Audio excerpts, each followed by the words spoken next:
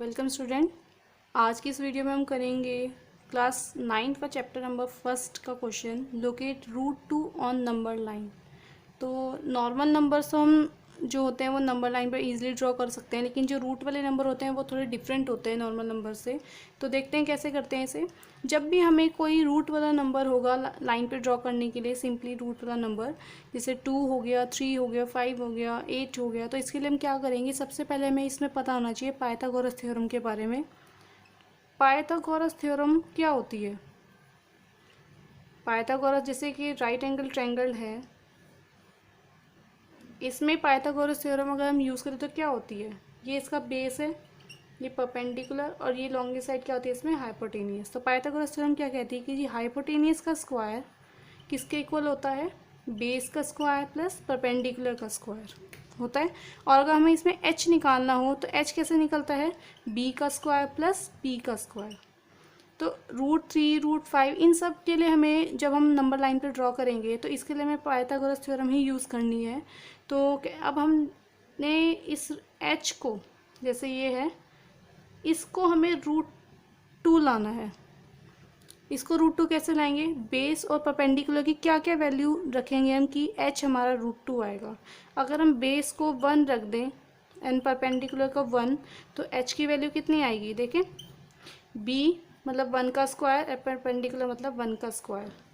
1 का स्क्वायर तो 1 ही होता है, तो h कितना आ गया, √2। तो इससे आपको क्या हेल्प मिलेगी, इससे आपको ये पता चलेगा कि आपको बेस की वैल्यू कितनी रखनी है और आपको परपेंडिकुलर की वैल्यू कितनी रखनी है। तो देखते हैं कैसे स्टार्ट करेंगे। अब नंबर लाइन ड्रॉ करते हैं। अब हम, मैं आपको नॉर्मल बता रही हूँ, अभी मैं कंपास की हेल्प से नहीं बता रही। अगर आपको कोई प्रॉब्लम होगी तो आप कमेंट में मैसेज करके बोल सकते हैं कि आप हमें वैसे ड्रॉ करके बता दो। जैसे हमने ये नंबर लाइन ड्रॉ करी है, अब आपको इसमें एक चीज़ लेना है, आपको 1 यूनिट डिस्टेंस लेना है। अब 1 यूनिट डिस्टेंस आप सेंटीमीटर में लें या इंचज़ में लें। अब अभी मैं आपको इंच में लेके दिखाऊंगी, लेकिन आपको एक चीज़ का ध्यान रखना है, अगर आप एक बार इंच में उसका 1 यूनिट डिस्टेंस लेंगे तो आपको जब भी आप डिस्टेंस लेंगे इसमें वो 1 इंच का ही लेंगे, 1 सेंटीमीटर फिर यूज़ नहीं करेंगे। अब ये 1 इंच का हो गया, मैं नंबर लाइन ड्रॉ कर रही हूँ इंचज़ के अकॉर्डिंग। यहाँ माइनस में होगा 0, 1, 2। अब हम 0 से स्टार्ट करेंगे।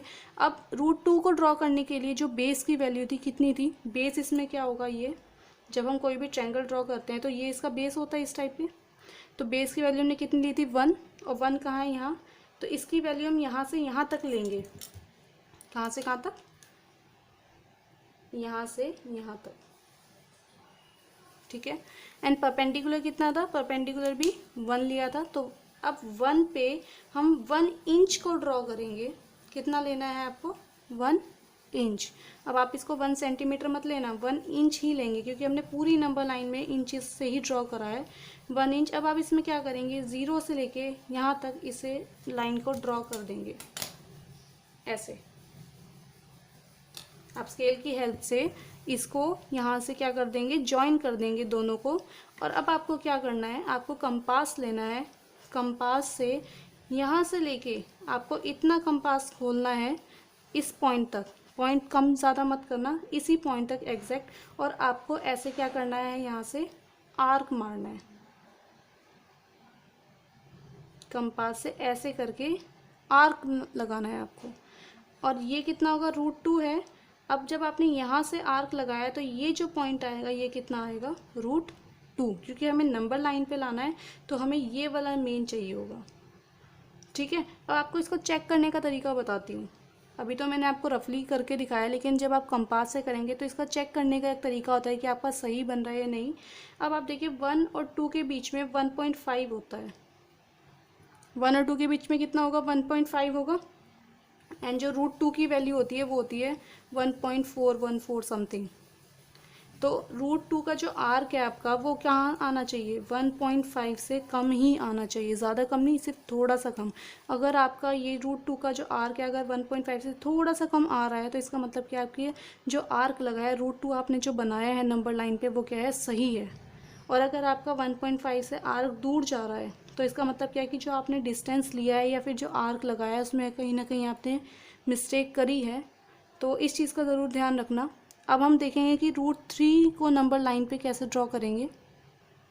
√3 को नंबर लाइन पे ड्रॉ करने के लिए हमें √2 की हेल्प चाहिए होगी, क्योंकि जब भी हम इसमें अब ड्रॉ करेंगे तो √3 कैसे बन सकता है आपका।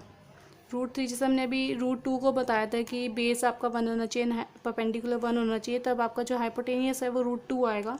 तो √3 के लिए हमें √2 की हेल्प चाहिए। √2 का अगर स्क्वायर करेंगे और 1 का स्क्वायर करेंगे तब जो आंसर है वो कितना आएगा, √3 आएगा आपका। √2 का स्क्वायर कैसे करेंगे आप, √2 का जब स्क्वायर होगा तो कितनी वैल्यू आएगी, 2 होगी, क्योंकि रूट को जब आप रूट से मल्टीप्लिकेशन कराएंगे तो वो कट जाता है, तो कितना आएगा 2 एंड प्लस कितना हो जाएगा ये 1, कितनी वैल्यू आएगी √3। तो अब इसका ड्रॉ करने के लिए सबसे पहले आपको, जैसे आपने 2 का ड्रॉ करा था, सबसे पहले वही ड्रॉ करना है। √2 का इसमें आपको बनाना पड़ेगा शुरू से, कि √2 का कैसे बनाया था हमने, कि हमने यहाँ से 1 बेस लिया था एंड 1 इंच हमने क्या लिया था, परपेंडिकुलर लिया था। यहाँ से हमने क्या किया था, ड्रॉ करा था, हमने यहाँ से क्या करा था, ज्वाइन कर दिया था। अब आपको ये तो सिंपल था कि किसका, √2 का। अब √3 का करने के लिए क्या चाहिए आपको, √2 + 1 चाहिए। अब इसमें बेस क्या हो गया, √2 एंड परपेंडिकुलर 1। अब देखो ये बेस कितना आ रहा है, √2। अब आपको परपेंडिकुलर 1 इंच ड्रॉ करना है। अब 1 इंच कैसे करेंगे, अब आप इस वाले को 90 डिग्री तक लेके जाएंगे, 1 इंच तक। जैसे आपको यहाँ, अगर आप इसमें 90 डिग्री बनाएंगे तो आपको यहाँ पे आएगा 90 डिग्री का, तो आप इसको कितना ड्रॉ करेंगे, सिर्फ 1 इंच। आप इसको प्रकार से कर सकते हैं, सिर्फ कितना करेंगे आप, 1 इंच ड्रॉ करेंगे। जब आप इसे 1 इंच ड्रॉ कर लेंगे तो आपको 0 से लेके अब ये वाला आर्क मिलाना है ऐसे, और आपको फिर कंपास खोल के 0 से लेके इतने पॉइंट तक यहाँ से भी क्या करना है, आर्क मारना है। ऐसे आप आर्क मारेंगे 0 से लेके, जब आप यहाँ से यहाँ को, क्योंकि ये वाली जो लाइन थी ये आपकी कितनी आई थी, √3 आई थी, √3 आई थी आपकी ये वाली लाइन। और आप फिर ये वाला जो पॉइंट होगा ये कितना होगा, √3, क्योंकि आपने इसे यहाँ से लेके यहाँ तक आपने आर्क लगाया है इसलिए। तो √3 एंड √2 का हमने कर लिया है, और इसे भी आप चेक कर सकते हैं √2 की तरह ही। अब आप देखो √3 की वैल्यू कितनी होती है, 1.732 समथिंग होती है √3 की वैल्यू। तो आप इसे कैसे करेंगे, 1 से लेके यहाँ तक आप इसमें 10 लाइंस इक्वली मार्जिन पे कर लीजिए। और आप देखिए जो आर्क आ रहा है आपका कौन सी लाइन पे आ रहा है, 1 2 3 4 5 6 7 मेरा यहाँ आ रहा है इस साइड। तो आप इसमें भी देख सकते हैं, अगर आप 1.7 के बाद ज़्यादा, अगर आपके 2 के ज़्यादा पास आ रहा है तो इसका मतलब आपने गलत ड्रॉ करा है, या फिर आपके 1 के अगर ज़्यादा पास आ रहा है तब भी आपने गलत ड्रॉ करा है। तो ये आपका चेक करने का तरीका है सिर्फ, क्योंकि जो एग्ज़ामिनर होता है या टीचर होते हैं वो देख के ही आइडिया लगा लेते हैं कि सही बना है नहीं। तो आप इसे चेक कर सकते हैं ईज़िली कि आपका सही बना है या नहीं।